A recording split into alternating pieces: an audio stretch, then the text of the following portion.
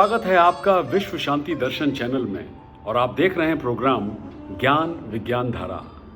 विज्ञान के किसी भी क्षेत्र में वर्तमान शोध अभी तक उस बिंदु तक नहीं पहुंचा है जहां हम ब्रह्मांड को चलाने वाली सर्वोच्च इकाई के रूप में ईश्वर का अस्तित्व है या नहीं, इस प्रश्न की खोज शुरू कर सकते हैं। हमने अब तक न्यूरोथियोलॉजी में अपने अध्ययन के माध्यम से जो देखा है वो ये है कि स्वयं ईश्वर नहीं है, बल्कि ये लोगों के मस्तिष्क में जो ईश्वर की धारणा है वो मानव जीवन को प्रभावित करती है और मानव मस्तिष्क की अपनी एक अलग व्यवस्था है। कल्पना कीजिए कि आपका अपने रोमांटिक पार्टनर के साथ झगड़ा हो रहा है। तनावपूर्ण स्थिति से आपके मस्तिष्क पर पूरा जोर पड़ रहा है और आपके अंदर कॉर्टिसोल और एड्रेनलिन जैसे तनाव वाले हार्मोन उत्पन्न हो रहे हैं।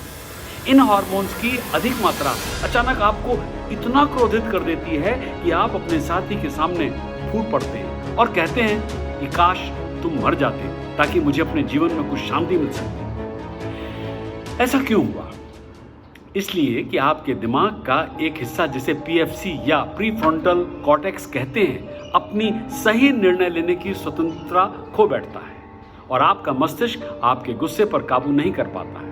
परिणाम स्वरूप आप अपने साथी के सामने अभद्र भाषा बोलते हैं जो आपके रिश्ते को बर्बाद कर सकती है। सरल शब्दों में कहें तो आपकी मानसिक स्थिति अस्थिर हो जाती है और आप सही निर्णय लेने में असफल हो जाते हैं। लेकिन जब आपका गुस्सा ठंडा होता है और आप थोड़ी देर के लिए शांत हो जाते हैं तो आपके तनाव हार्मोन का स्तर सामान्य हो जाता है और आप अपनी सामान्य हंसमुख मन की स्थिति में वापस लौट आते हैं। तुरंत आपके मस्तिष्क का प्रीफ्रंटल कॉर्टेक्स आपके साथी के साथ हुई विस्फोटक गर्मा गर्मी का विश्लेषण करना शुरू कर देता है। अब आपके दिमाग की स्वस्थ और शांत स्थिति अचानक आपको अपराध की भावना से भर देती है। आपका मस्तिष्क आपको एहसास कराता है कि आपने जो कुछ किया है गलत किया है। परिणाम स्वरूप आप अब अपने साथी से माफी मांगने और उसकी भरपाई करने का निर्णय कर लेते हैं, चाहे कितनी भी कोशिश क्यों न करनी पड़े। और ये काम आपके ब्रेन का प्री फ्रंटल कॉर्टेक्स करता है। वो आपके लिए समाधान निकालता है जो आपके हित में होता है। अब आप देख सकते हैं कि जिसे आप स्वतंत्र इच्छा कहते हैं वो ऐसी चीज है जो कंपैटिबल नहीं है। इस स्वतंत्र इच्छा का रूप आपके मानसिक स्वास्थ्य या मेंटल हेल्थ के आधार पर बदलता है और यही कारण है कि आपकी मानसिक अस्थिरता या अनस्टेबिलिटी वास्तव में आपकी स्वतंत्र इच्छा को पंगु बना देती है। इसीलिए सच्चाई तो यह है कि आपके मस्तिष्क के हिस्से जितने स्वस्थ होंगे आप उतने ही अच्छे निर्णय ले सकेंगे और अपने दिमाग को स्वस्थ रखने का सबसे प्रभावी तरीका है किसी प्रकार के ध्यान का अभ्यास करना, जिसे हम मेडिटेशन भी कहते हैं। अगर मनुष्य के जीन्स उसके एक शानदार जीवन रूप का निर्माण करने का कार्य करते हैं तो मस्तिष्क के न्यूरॉन्स मनुष्य की आध्यात्मिक चेतना को स्वरूप देते हैं। हमारे पूर्वजों ने जो भी परंपराएं बनाई हैं, हर परंपरा के पीछे कोई ना कोई वैज्ञानिकता है। एक पंडित जी को नदी में तर्पण करते देखकर एक फकीर भी अपनी बाल्टी से पानी गिराकर जाप करने लगा कि मेरी प्यासी गाय को पानी मिले, मेरी प्यासी गाय को पानी मिले। पंडित जी ने फकीर से पूछा कि इस तरह कैसे आप गाय को पानी पिलाएंगे या कैसे मिलेगा उसे पानी? फकीर ने कहा, उसी तरह जैसे आपके चढ़ाए जल और भोग आपके पुरखों को मिल जाते हैं तो मेरी गाय को भी पानी मिल जाएगा। यह किस्सा एक इंजीनियर अपने अध्यात्म में विश्वास रखने वाले मित्र को जोर जोर से ठहाके लगाकर सुना रहे थे। फिर इंजीनियर ने कहा, सब पाखंड है दोस्त, सब पाखंड है। शायद इंजीनियर साहब के मित्र कुछ ज्यादा ही सहिष्णु थे, इसलिए उन्होंने कुछ नहीं कहा और सामने मेज पर रखे एक कैलकुलेटर उठाकर एक नंबर डायल किया और अपने कान से लगा लिया।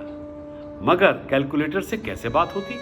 तब इंजीनियर ने अपने मित्र से कहा, यह क्या मजाक है भाई, कैलकुलेटर में मोबाइल का फंक्शन भला कैसे काम करेगा?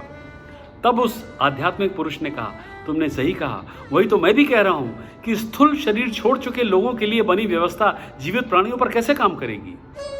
इस पर इंजीनियर साहब अपनी झेप मिटाते हुए कहने लगे, ये सब पाखंड है, अगर ये सब सच है तो आप सिद्ध करके दिखाइए। इस पर इंजीनियर साहब के दोस्त ने कहा कि अच्छा ये सब छोड़ो और ये बताओ कि न्यूक्लियस पर न्यूट्रॉन के बम्बार्डमेंट करने से क्या ऊर्जा निकलती है? बिल्कुल निकलती है, it's called atomic energy. Engineer बोला। फिर उन्होंने इंजीनियर को एक चौक और एक पेपर वेट देकर कहा, अब तुम्हारे हाथ में मैंने बहुत सारे न्यूक्लियस भी दे दिए हैं और न्यूट्रॉन्स भी, इसमें से एनर्जी निकाल के दिखाओ। इंजीनियर समझ तो गए कि उनके पास कोई जवाब नहीं है, फिर बोले ये तो कोई आर्गुमेंट नहीं है, मैं चलता हूँ। कहानी खत्म। हाँ, तो क्या जाना हमने इंजीनियर और आध्यात्मिक सज्जन के संवाद से, यही कि यदि हम किसी विषय या तथ्य को प्रत्यक्ष सिद्ध नहीं कर सकते तो उसका यह भी तो अर्थ है कि हमारे पास समुचित ज्ञान, संसाधन या अनुकूल परिस्थितियां नहीं है सिद्ध करने के लिए। इसका मतलब यह तो नहीं है कि वो तथ्य गलत है। अब देखिए ना, सिद्धांत रूप से तो हवा में हाइड्रोजन और ऑक्सीजन दोनों मौजूद हैं, फिर हवा से हम पानी क्यों नहीं बना लेते? अब आप हवा से पानी नहीं बना रहे तो इसका मतलब ये तो नहीं है कि हवा में हाइड्रोजन और ऑक्सीजन नहीं है। उसी तरह हमारे द्वारा श्रद्धा से किए गए सभी कर्मदान आदि भी आध्यात्मिक ऊर्जा के रूप में हमारे पितरों तक अवश्य पहुंचते हैं। इसीलिए व्यर्थ के कुतर्कों में फंसकर अपने अध्यात्म व अपने संस्कार के प्रति कुंठा न पालें। और हाँ, जहां तक रह गई वैज्ञानिकता की बात, तो क्या आपने कभी पीपल और बरगद के पौधे लगाए हैं या किसी को लगाते हुए देखा है?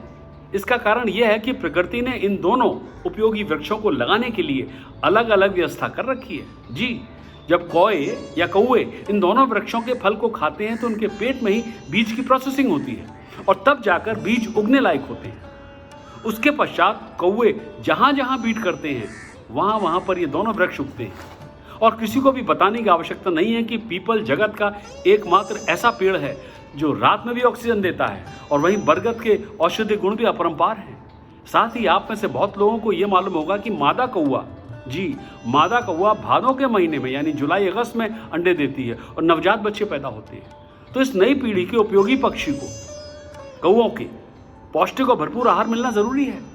शायद इसीलिए ऋषि मुनियों ने कौवों के नवजात बच्चों के लिए हर छत पर श्राद्ध के रूप में पौष्टिक आहार की व्यवस्था कर दी होगी, जिससे कि कौवों की नई जनरेशन का पालन पोषण हो जाए।